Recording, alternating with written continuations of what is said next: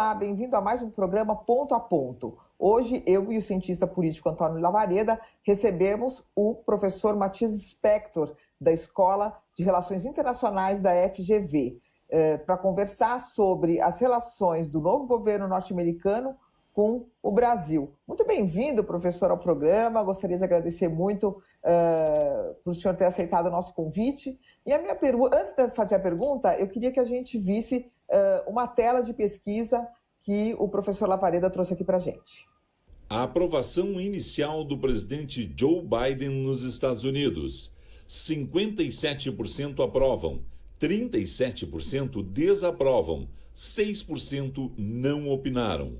A pesquisa foi realizada pelo Gallup entre os dias 21 de janeiro e 2 de fevereiro, com 906 entrevistados nos 50 estados americanos e também no Distrito de Colômbia. Professor, eu queria começar perguntando o seguinte: cerca de um mês depois da posse de Joe Biden na presidência dos Estados Unidos, que sinais que ele já enviou para o Brasil sobre como ele vai lidar com o nosso país e com o governo Jair Bolsonaro? Ou ainda ele não enviou sinal nenhum, além daquele sorriso que ele deu quando perguntaram se ele já tinha falado por telefone com o presidente Bolsonaro? Mônica, ainda é muito cedo para saber exatamente qual vai ser a postura em relação ao Brasil, mas os sinais que o Biden deu até agora são todos sinais de acomodação, ou seja, não parece ser o caso de que o Biden vai começar a relação confrontando o Bolsonaro pesadamente em nenhum dos temas da agenda.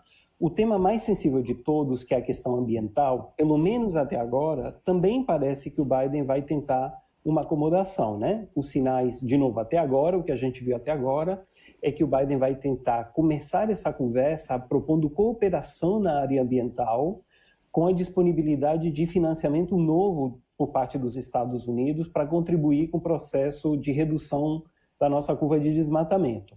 É claro que tudo isso pode desandar rapidamente, tá? Em particular, o Bolsonaro até agora tem sido muito provocativo na sua relação com o Biden. Então, não é óbvio que esse equilíbrio vai se manter. Mas, pelo menos até agora, o sinal me parece ser de uma abordagem bastante diplomática por parte da Casa Branca, da nova Casa Branca. Agora, só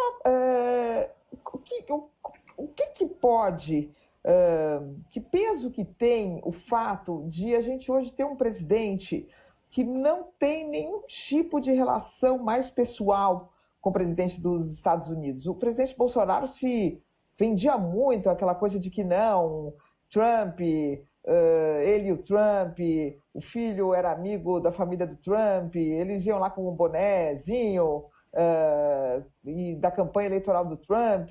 O filho do presidente Bolsonaro, inclusive, um deles colocou a foto do Trump no perfil dele no Twitter.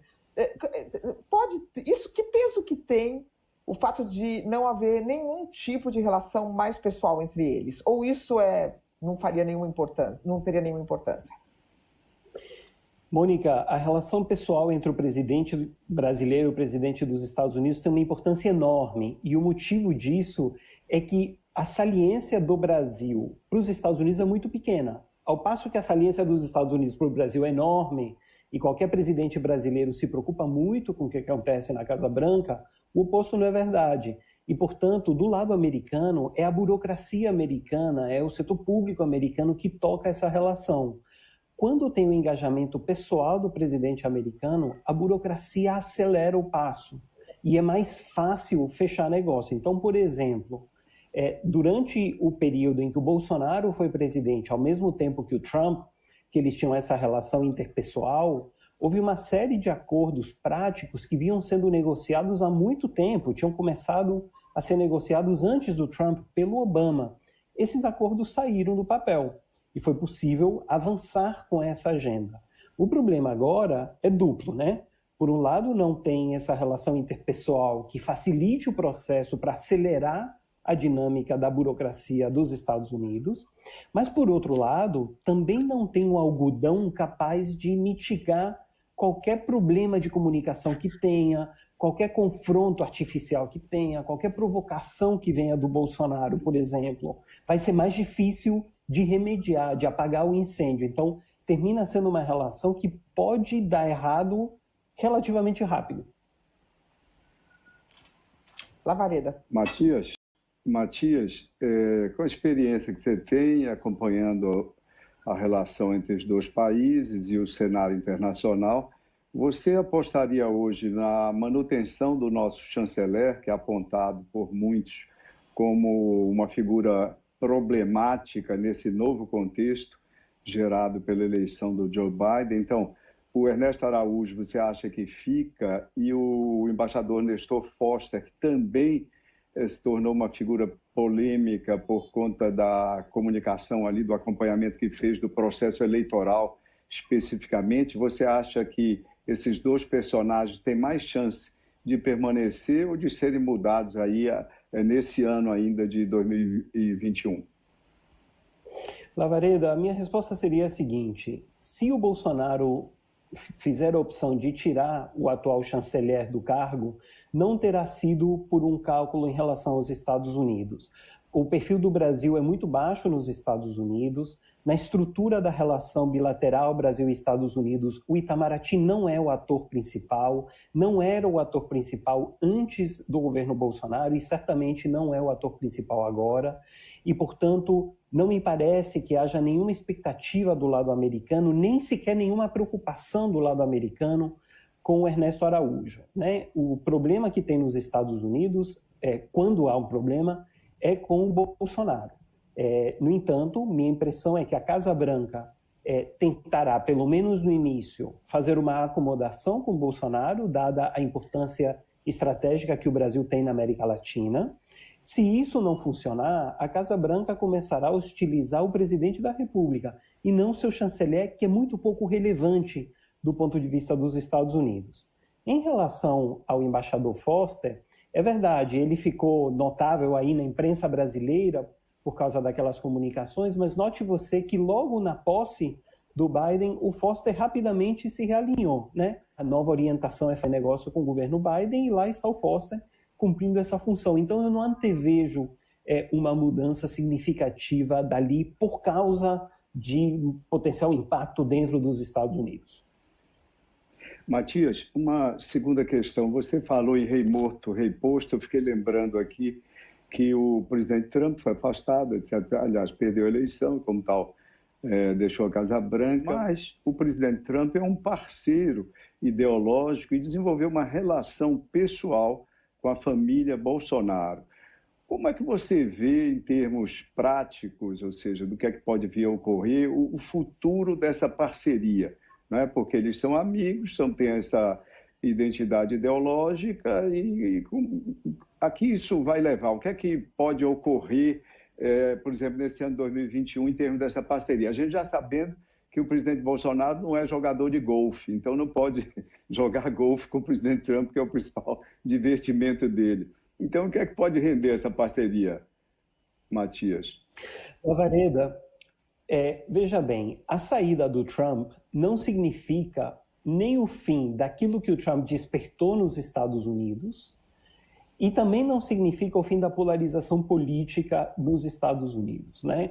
A gente viu essa pesquisa da Gallup que mostra que menos de um mês depois da posse do Biden, a divisão não é menor, né? O ex-presidente Trump teve 70 milhões de votos.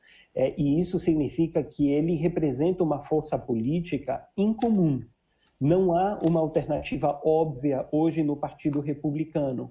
Boa parte dos deputados, senadores, governadores republicanos hoje ainda tem em Trump o seu principal eleitor. E, portanto, me parece que é plausível imaginar que mesmo que o Trump, pessoa física, não esteja mais na cena, sobretudo se houver um processo retroativo de impeachment, se ele tiver problemas junto à justiça, se ele terminar na prisão, mesmo que tudo isso aconteça, algo ele despertou na sociedade norte-americana que veio para ficar. Portanto, o Biden tem uma batalha que é ladeira acima, embora haja uma margem para ele no Congresso, essa margem é muito fina, é muito pequenininha, e, portanto, a gente já sabe que a obsessão do Biden vai ser com as eleições parlamentares que vêm daqui a 2 anos, ele precisa aumentar o espaço para o partido dele para poder governar. Qual a implicação disso para o mundo? E aí vai direto para a tua pergunta. Me parece que a lição que os Bolsonaro deste mundo vão derivar disso é que o espaço para polarização continua vivíssimo, que ainda há espaço para o tipo de política que o Trump adotou e que serviu em 2018, como você sabe, como inspiração para a estratégia de campanha, a estratégia eleitoral de Bolsonaro. Então, eu não antevejo uma mudança no cálculo do Bolsonaro a respeito da sua própria campanha para a reeleição. Agora, se isso vai implicar num contato pessoal entre Bolsonaro e Trump, não faço a menor ideia. Mas aquilo que o Trump despertou e que inspirou o Bolsonaro continua vivíssimo, e eu acho que o Bolsonaro utilizará isso no processo de reeleição, mas aí você é o especialista.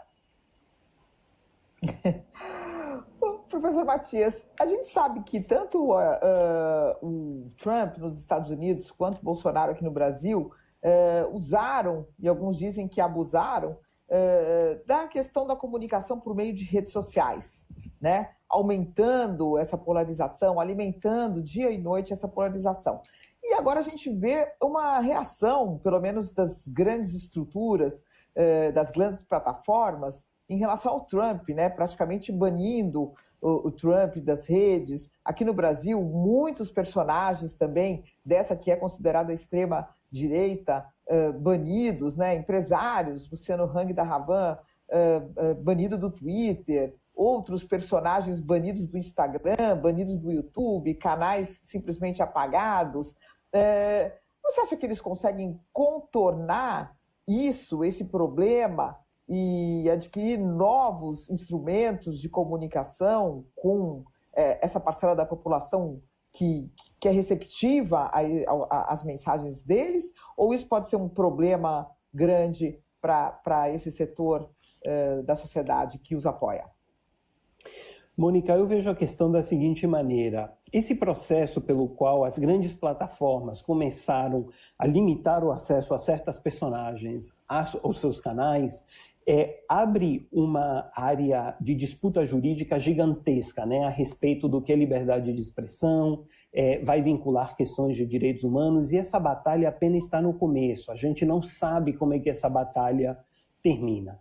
A gente também sabe que não há vácuo, né, em política, e que, portanto, a tentativa de expressão desses setores continuará vivíssima, né, por meio das tecnologias existentes, da invenção de novas tecnologias. O que me parece que é muito claro é que aquilo que o Trump despertou e que a gente viu o eco no Brasil é uma política da raiva, né, uma política do ódio contra o estabelecimento. Enquanto não houver uma restauração da crença, né, da confiança que as populações têm em relação às suas classes políticas, a gente vai ver o campo aberto para aventureiros, larápios, mentirosos, perversos de toda a natureza usarem, manipularem informação em benefício próprio. Esse processo de restauração da legitimidade dos estabelecimentos políticos, na Europa, nos Estados Unidos, em todo canto na América Latina, em boa parte da Ásia, não é um processo que esteja pronto, né? A pandemia de Covid somente aumenta a sensibilidade que as populações têm a como elas enxergam que a sua classe política responde às suas demandas. A minha grande preocupação são sistemas políticos nos quais a classe política, quem comanda, não consegue dar resposta. O povo tira a classe tradicional e põe novos aventureiros que também não conseguem dar resposta, e você só vai aumentando a insatisfação latente na população em relação a tudo quanto é governo. Num cenário desses, é difícil você ter qualquer coisa que não seja uma política da raiva, do ódio, e aí, num ambiente desses, a mentira faz a festa, né? Como a gente aprendeu nos últimos anos. A gente está falando de tecnologia, e eu queria só seguir aqui só um minuto, Lamareda, na questão das tecnologias. A gente tem a questão aqui do desenvolvimento da infraestrutura 5G no Brasil, e a empresa chinesa Huawei querendo entrar aqui no Brasil, e uma pressão do governo do ex-presidente Donald Trump, existiu essa pressão, existiu, então, essa dúvida se o governo Bolsonaro permitirá ou não que a empresa desenvolva essa tecnologia aqui. Como é que você vê o governo Biden em relação a essa questão?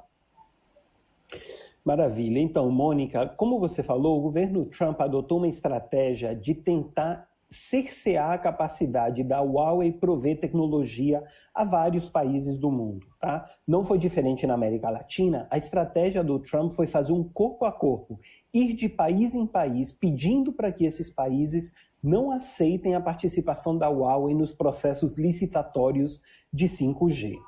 Essa estratégia do Trump foi fracassada, tá? Os únicos 2 países da América Latina que ainda continuaram em cima do muro foram México e Brasil. O resto todo rejeitou a proposta americana e aceitou a participação da Huawei. A Huawei já tem presença, tudo indica que mesmo no Brasil e no México, a Huawei participará desses processos, e o meu entendimento é que o governo Biden se deu conta de que essa estratégia do Trump é fracassada e já mudou de estratégia. A estratégia nova vai ser muito mais multilateral e vai ser no sentido de dar uma resposta à China com tecnologia melhor. E, portanto, no grupo que está trabalhando com Biden, os termos da conversa não são mais o 5G. Agora os termos da conversa são o 6G. É o próximo pulo tecnológico. É tentar tirar a conversa de onde está agora e tentar superar a Huawei na qualidade da tecnologia. Aqui esse é o problema original, né? O problema original é que para 5G a Huawei é imbatível em termos tecnológicos. O que o Biden vai fazer, e os anúncios dos últimos dias todos vão nessa direção, é redobrar o esforço em vencer a batalha tecnológica contra a China. Matias, nós estávamos falando desse início do governo Biden, a avaliação bastante positiva que ele já obteve, lembrando também que a avaliação do enfrentamento que ele faz ao coronavírus tem ainda uma aprovação mais superlativa. Segundo a pesquisa Ipsos, ABC, são 67% dos americanos contra 32% que aprovam a postura sua no enfrentamento da pandemia. Mas o governo, o seu governo, tem um passo importante nesse momento, já iniciado, que é a aprovação do pacote de 1,9 trilhão, um pacote, né, sem precedente na história da humanidade, nós podemos dizer assim. O Paul Krugman, inclusive, saúda dizendo que finalmente os democratas perderam o medo de encarar a questão do déficit público e estão começando a deixar de lado essa obsessão por cortar gastos de Estado, etc. Mas há quem diga que, politicamente, melhor seria para o presidente Biden, ao invés de um pacote tão expressivo, mas aprovado basicamente pelos democratas, com um pequeno contingente de republicanos, fazer um pacote de menor expressão, mas ser bipartidário, basicamente bipartidário. Como é que você avalia essa questão? Lavareda, me parece que a estratégia do Biden até agora é muito clara. Ele aprendeu, quando era vice-presidente do Obama, que há pouquíssimo espaço para qualquer coisa bipartidária nos Estados Unidos, porque a polarização política lá veio para ficar. O Trump foi apenas um sintoma dessa polarização, mas não é a causa dela, e essa polarização não acaba com a saída do Trump. E que, portanto, agora o Biden optou por jogar todas as fichas em conseguir fazer uma eleição de meio período parlamentar com muito êxito para os democratas, construindo o caminho para uma reeleição, que não necessariamente será dele, não sabemos se ele concorreria, mas do Partido Democrata daqui a 4 anos. Num contexto, Lavareda, onde, como você falou, a estratégia é jorrar dinheiro na economia, o que, portanto, vai produzir um aumento da sensação de bem-estar, né? Com taxas de emprego crescentes e com circulação de moeda, que não acontece só nos Estados Unidos, tá? Porque todos os países das economias desenvolvidas estão respondendo à crise econômica produzida pelo coronavírus, jorrando dinheiro na economia.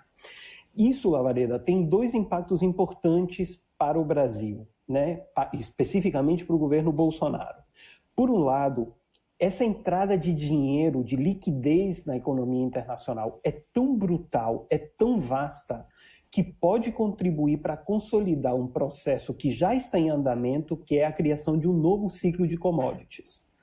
Isso acontecendo, esse vento será um vento benéfico para o governo Bolsonaro em plena campanha de reeleição.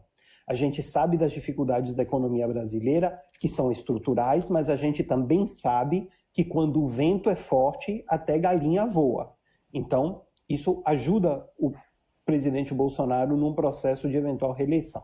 Só que isso pode ter um outro impacto, Lavareda, e aí é negativo para o Brasil, que é o fato dessa entrada de recursos na economia americana aumentar a inflação nos Estados Unidos e terminar levando o Banco Central norte-americano a ter de aumentar a taxa de juros. E um aumento na taxa de juros nos Estados Unidos tende a se reverter muito negativamente para o Brasil e, historicamente, é péssimo para o governante de plantão no Brasil. Então tem esses dois fatores aí para a gente ficar de olho, né? Essa estratégia econômica do Biden para selar a sua capacidade de controlar o Congresso daqui a 2 anos e construir a reeleição será determinante, me parece, aí para a trajetória econômica do que resta do governo Bolsonaro. Nós vimos há pouco, eu não vou repetir, números bastante positivos que o presidente Biden tem obtido na opinião pública norte-americana.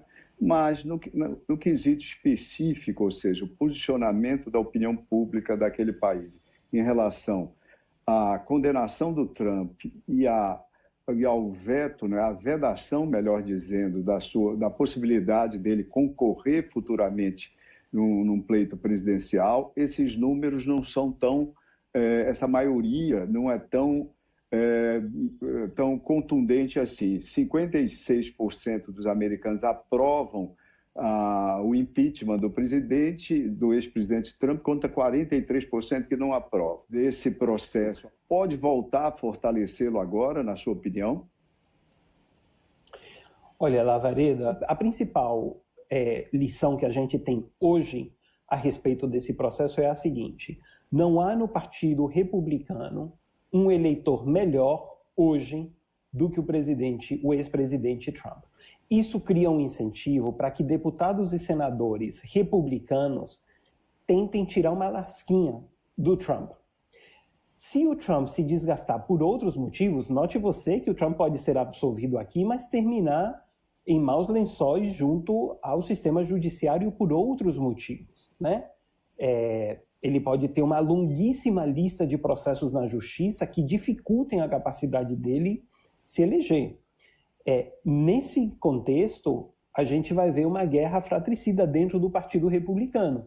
E isso pode enfraquecer ou dificultar a capacidade dos republicanos de montarem uma coalizão forte o suficiente para dar batalha a um Biden, que, como a gente está vendo, será um Biden com uma carteira de quase 2 trilhões de dólares para gastar, apenas no financiamento para a crise de Covid. Não estamos falando ainda da promessa do Biden de fazer um pacote análogo, um pouco menor, mas análogo, gigantesco também, para questões de mudança do clima, né? Então, me parece que agora o Partido Republicano está nesse dilema. Se o Trump se afunda, isso abre uma guerra dentro do partido. Eles precisam ajudar o Trump a não se afundar e a tentar fazer com que o Trump possa continuar dando batalha, aproveitando o clima polarizado, para os republicanos conseguirem ganhos expressivos aí ao longo dos próximos 2 anos. Professor Matias, o senhor queria retomar um pouquinho a questão que o senhor falou das commodities, né? Que a gente pode eventualmente voltar a viver um ciclo muito próspero das commodities, o que pode ajudar muito o Brasil, e, em consequência, o presidente Jair Bolsonaro em sua campanha de reeleição.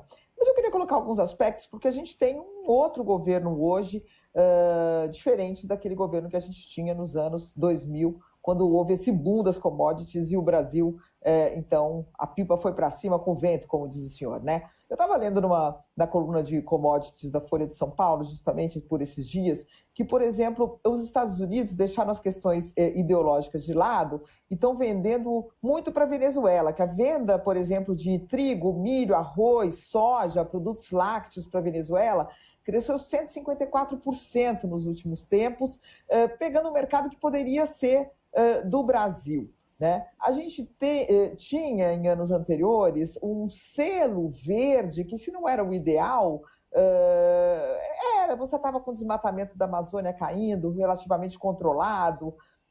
Então, a gente tem hoje o oposto. Né?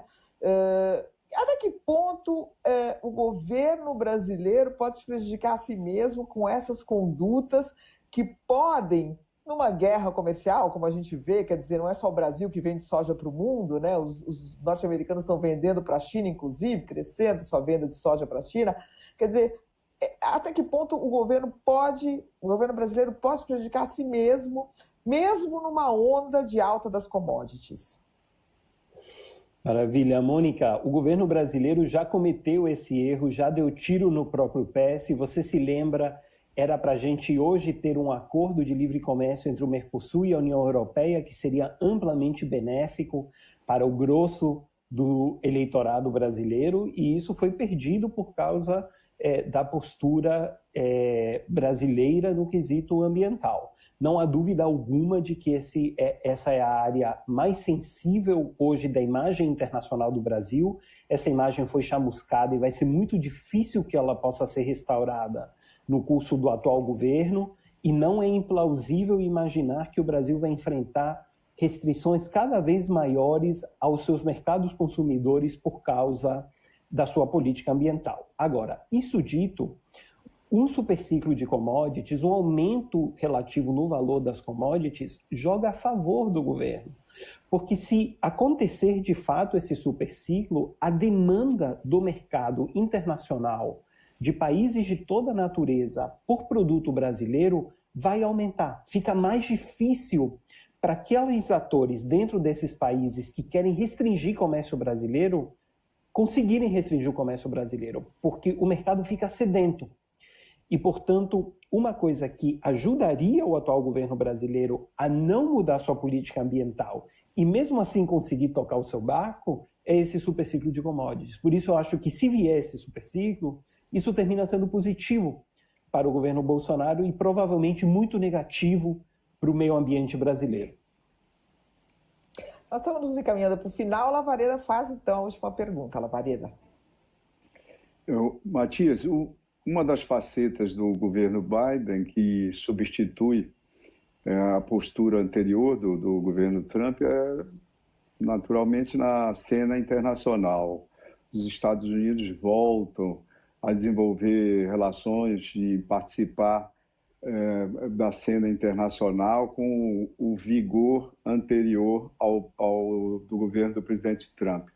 Para fins de exemplificação, para o nosso espectador entender dois exemplos, o que é que você acha que poderá ocorrer nessa relação face ao Irã, por exemplo, e face a esse golpe recente, que é bastante simbólico, porque foi o primeiro golpe do governo Biden, ocorrido na vigência do governo Biden naquele pequeno país ali, Mianmar. O que é que você acha que nesses dois casos, como é que isso vai se materializar? A nova postura do governo americano, do governo Biden? São excelentes exemplos, Lavareda, e eu acho que a mensagem é a mesma nos dois casos. E é o que a gente tem visto nesses dias. Tudo indica que as áreas de continuidade entre o governo Trump e o governo Biden serão maiores do que as áreas de ruptura em temas de política externa. Haverá uma mudança de tom, sem dúvida alguma, haverá uma ênfase muito maior em multilateralismo, sem dúvida alguma. A linguagem corporal, digamos, da diplomacia norte-americana mudou e isso não vai ter volta. Nesse sentido, há muita diferença. Mas nos fundamentos, tudo indica que a gente vai ter um processo que é muito mais cauteloso do que uma grande ruptura. Então, por exemplo, no quesito Irã, ao contrário do Trump, o Biden já disse que quer um acordo com os iranianos. quando os iranianos chegaram à mesa nos últimos dias para dizer estamos prontos para um novo acordo, mas, portanto, vocês e americanos abram mão de sanções, a resposta do governo Biden foi dizer não.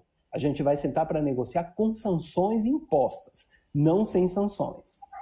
Em relação à China, o que o governo Biden está fazendo agora é, em vez de sentar para negociar com os chineses hoje, o governo Biden está tentando restaurar sua posição junto aos seus aliados, montar uma coalizão multilateral para negociar multilateralmente com a China. Só que como a China é super influente junto a esses outros países, o fato de que o Biden vai negociar multilateralmente sugere que o Biden não vai chegar batendo na China. Vai chegar acomodando muito mais do que promete uma suposta ruptura. Em relação ao golpe em Mianmar, algo muito similar.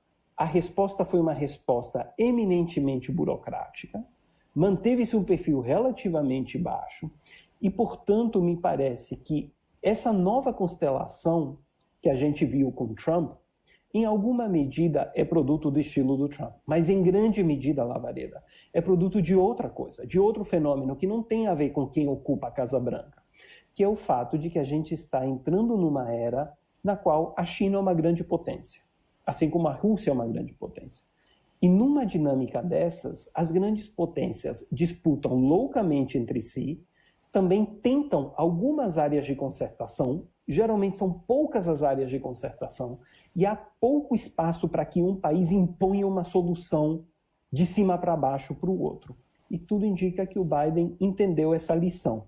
Qual é a implicação disso para o governo Bolsonaro? Eu acho, se o Biden conseguir fazer o que quer com a China no quesito ambiental, que é montar uma coalizão entre as duas grandes potências no quesito ambiental, então o Brasil está em péssimos lençóis. O espaço que o Bolsonaro vai ter vai se reduzir muitíssimo.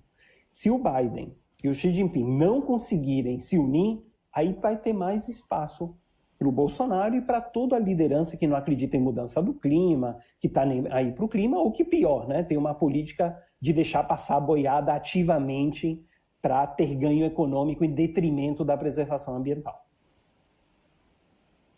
Bem, professor Matias, infelizmente chegamos ao fim do nosso programa. Queria agradecer muito a sua presença e convidá-lo, obviamente, para voltar mais vezes. Muito obrigado a vocês. Tchau, tchau. Um prazer. E você pode rever esse e todos os programas que já foram ao ar no site www.bandnewstv.com.br. Muito obrigada pela companhia e até o próximo Ponto a Ponto.